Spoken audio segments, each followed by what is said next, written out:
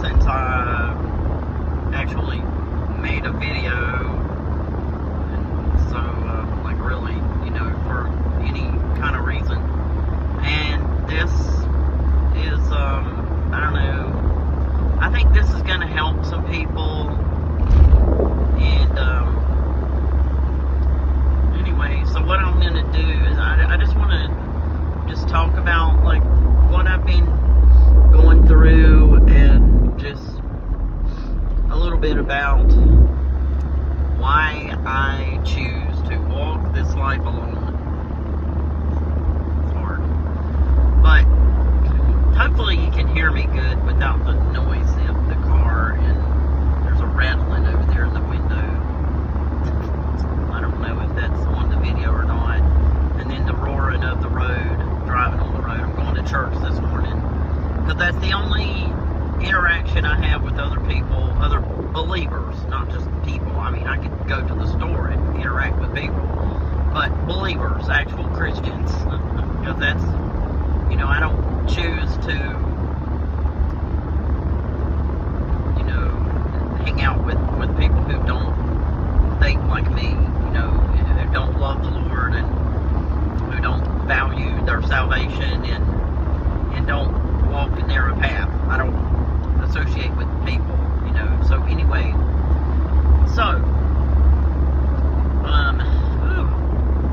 I have been really on an emotional roller coaster ride lately. Oh my goodness, just emotional. Just dealing with, I think it's loneliness is the main thing that I deal with the most, because it's just hard to be alone sometimes.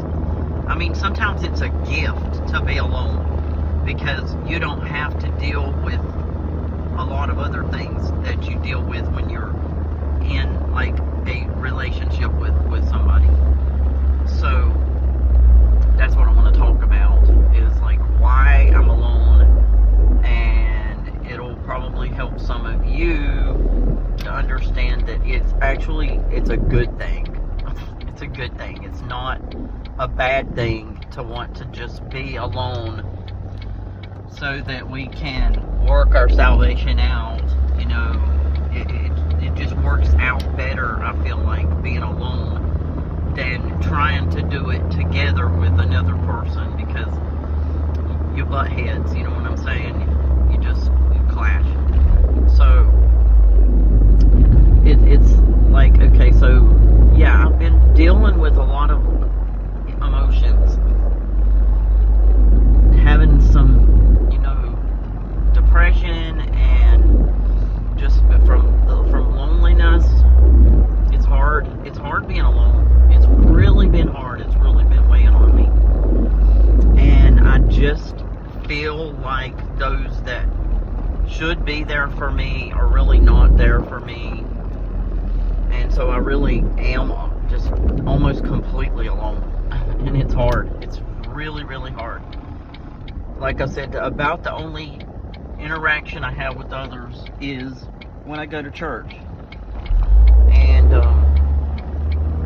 so like if I want to hug, I have to go to church and hug somebody. I mean, it's hard. It's really hard. But it's like this, okay? So yeah, I'm a widow. My husband died, 10 and a half years ago. In this coming January will be 11 years that he died, 11 years ago.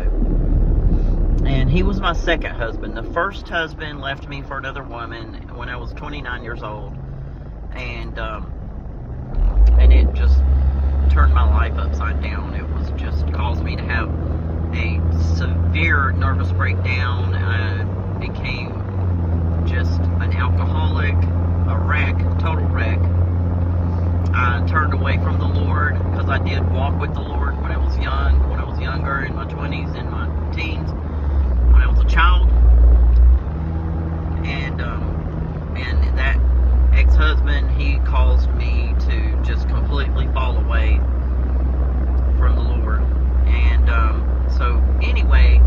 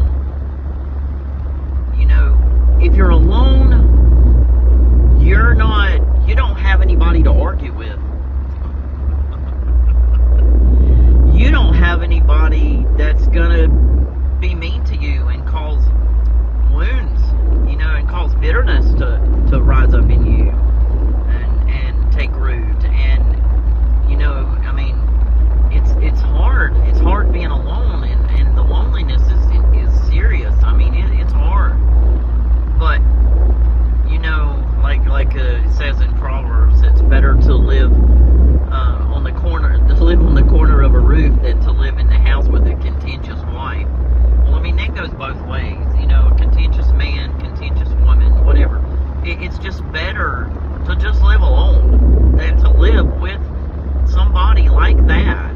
And you never know what you're going to get yourself into when you meet someone, because you don't know what you're in for. You really don't know until you're in deep, and you're very much emotionally involved, and it's just like it's just too late to just back out at that point, and divorce is not ever a good thing, and adultery is certainly not. I mean, I don't ever advise anybody to go out and find somebody else. I mean, never, I would never do that. I would never do it, and I certainly would not tell somebody else to do it. But living alone, it's just easier. It's just me and the Lord and my pets.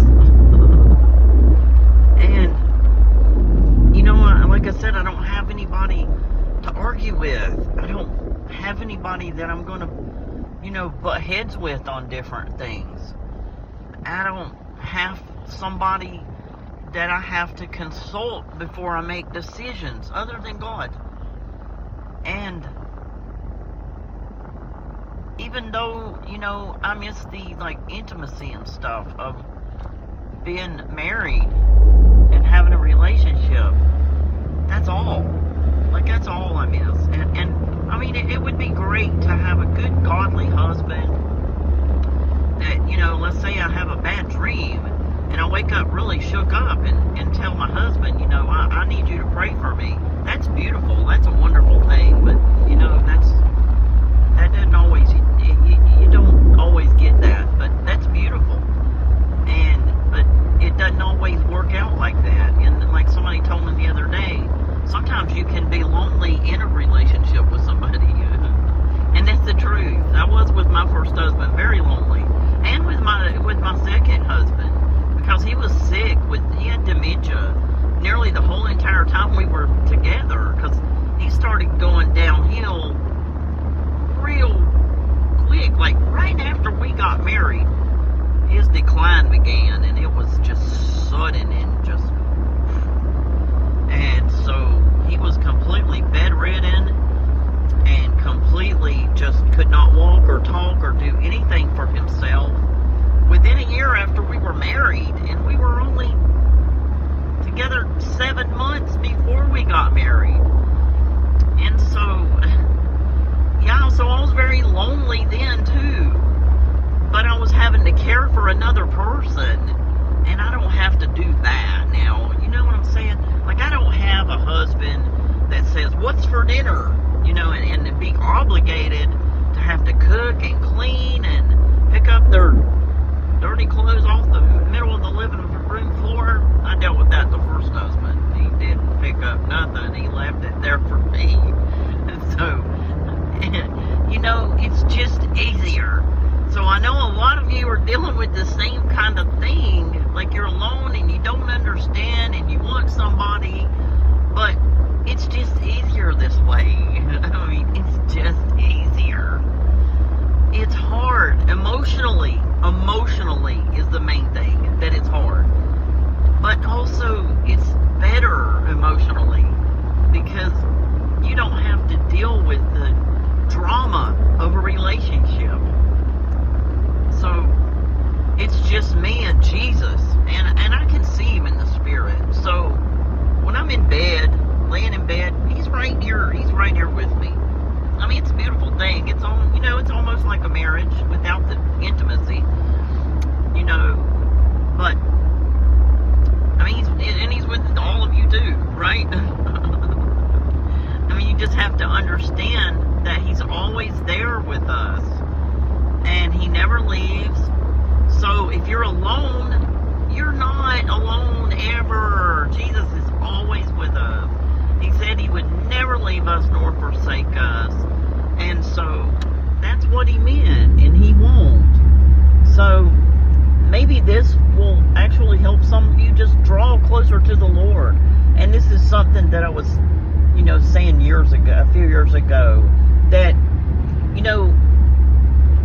if you're by yourself and you're really lonely, and I understand because I spend all my time alone. And I know some people will talk to themselves, and I used to do that until I came back to the Lord, and now I'm just constantly talking to Him, So this is the way you think, okay? Think of it as He is your invisible best friend. And so basically, if you're not talking to Him, you're ignoring that buddy there that's with you. Like, imagine your friend goes on out with you and is hanging out with you, and you're talking to other people or talking to yourself and ignoring him. Well, how's he feel? Not very good, right? So imagine who the lonely person is. It's Jesus. So I hope maybe that'll help somebody, because I know a lot of my friends on social media are also alone, and it's just, I just feel like it's just meant to be this way for us. I don't completely understand it, but I do understand it too, just not completely, like I said. But it's just better. It's better this way. We don't have to deal with the trauma of another person and all the burdens of another person. And so you can have your godly friends, and you can call those people and hang out with your Christian friends. I don't hang around people who are not believers. I can't be around that. I can't stand to be around somebody cussing and talking and crazy, absurd stuff. I can't do it no more, because I'm strictly a godly woman at this point in my life, and I'm all about holiness and pure things, and I don't want to hear about other things. I don't care about worldly stuff. I don't care about, I don't really care about politics and stuff like that. Just let's talk about Jesus. Literally, let's talk about Jesus. And let's talk about, our burdens and things, I mean, you know what I'm saying? Like, let's just talk things that are beneficial to help each other, you know what I'm saying? But anyway, let's just keep doing this thing and work out our own salvation with fear and trembling, because at the end of this life, it's the Lord that we have to answer to. And like I said, and something just came to me, when you're with somebody else, that person is a lot of times can be a stumbling block, son. And they can really, that other person can cause you to sin. And I mean, you can get mad at somebody and cuss. I used to get so mad at my first husband. He cheated on me. He was horrible, just a horrible person. And I would get mad and cuss. And I would just throw my hands up, Lord, I can't do it. I'm a backslider now. Because I cussed. Because I was either in it all the way or not in it at all, okay? I was never the hypocritical type of person that a lot are. That'll just go to church on Sunday and then live like the devil the rest of the week and think they're okay. That wasn't okay with me. It never was. So it ain't now. It never was before. And I mean, I don't fall away from the Lord for any reason at all now. If I have gotten mad and like about wrecked or something and say a cuss word, bleep. I mean, it just came out. You know what I'm saying? No, I'm not going to backslide because of it. I'm going to immediately tell the Lord I'm sorry for that. Please forgive me. And so, anyway, I think I wanted to do this because I felt like this was going to help encourage somebody else that's on the same lonely path I'm on. And so, let's do this thing, because we got to stay on this narrow path. And if you're on trying to walk that narrow path with somebody else, they may actually not be on the narrow path at all. And they may be trying to drag you off course.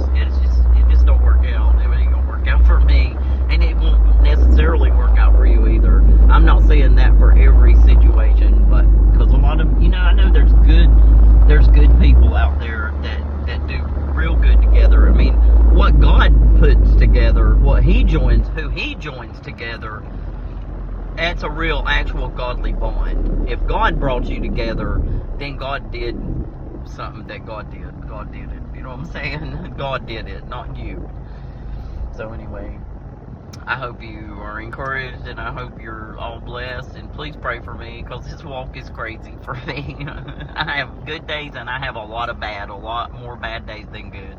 But Jesus is always there, and He's faithful, and He never leaves, and I'm so thankful for that. But anyway, God bless y'all.